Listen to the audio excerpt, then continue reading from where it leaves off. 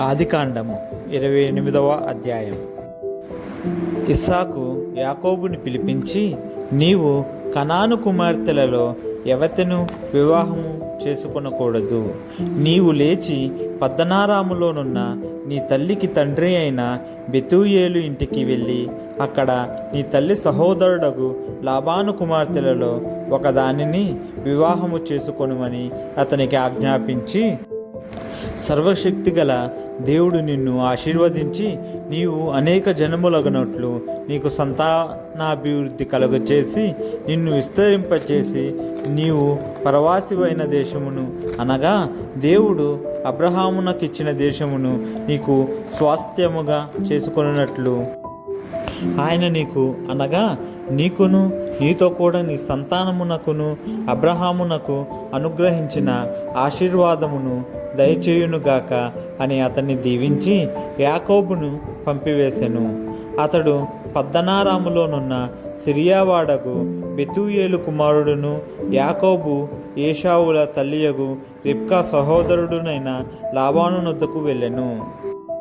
ఇస్సాకు యాకోబుని దీవించి పద్దనారాములో పెండ్లి చేసుకొని వచ్చుటకై అతనిని అక్కడికి పంపిననియు, అతన్ని దీవించినప్పుడు నీవు కనాను దేశపు కుమార్తెలలో ఎవరిని పెండ్లి చేసుకొనవద్దని అతనికి ఆజ్ఞాపించననియు, యాకోబు తన తల్లిదండ్రుల మాట విని పద్దనారామునకు వెళ్ళిపోయిననియు ఏశావు తెలుసుకొనినప్పుడు, ఇది కాక కనాను కుమార్తెలు తన తండ్రి అయిన ఇస్సాకునకు ఇష్టురాండ్రు కారని ఏశావునకు తెలిసినప్పుడు, ఏశావు ఇష్మాయేలు నొద్దకు వెళ్ళి తనకున్న భార్యలుగాక అబ్రహాము కుమారుడైన ఇష్మాయేలు కుమార్తెయు నెబాయోతు సహోదరియునైన మహాలతును కూడా పెండ్లి చేసుకొనెను.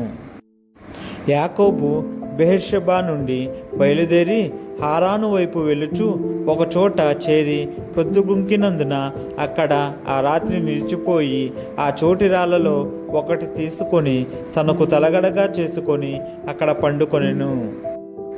అప్పుడతడు ఒక కల కనెను. అందులో ఒక నిచ్చెన భూమి మీద నిలవబడి ఉండెను.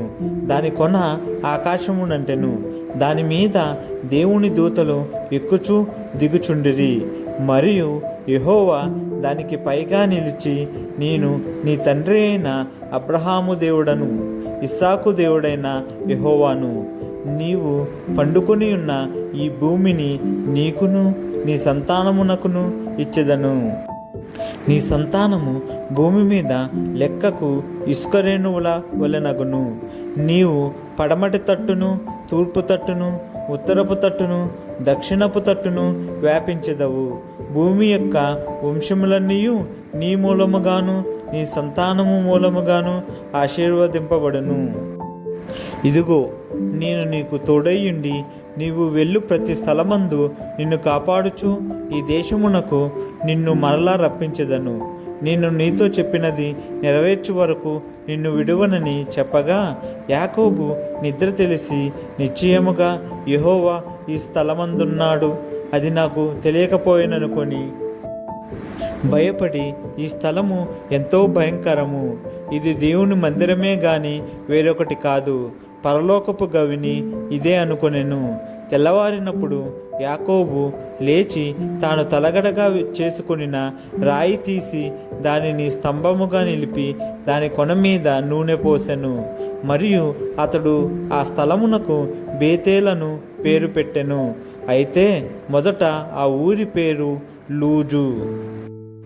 అప్పుడు యాకోబు, నేను తిరిగి నా తండ్రి ఇంటికి క్షేమముగా వచ్చినట్లు దేవుడు నాకు తోడైయుండి నేను వెళ్ళుచున్న ఈ మార్గములో నన్ను కాపాడి తినుటకు ఆహారమును ధరించుకొనుటకు వస్త్రములను నాకు దయచేసిన ఎడల యెహోవా నాకు దేవుడైయుండును.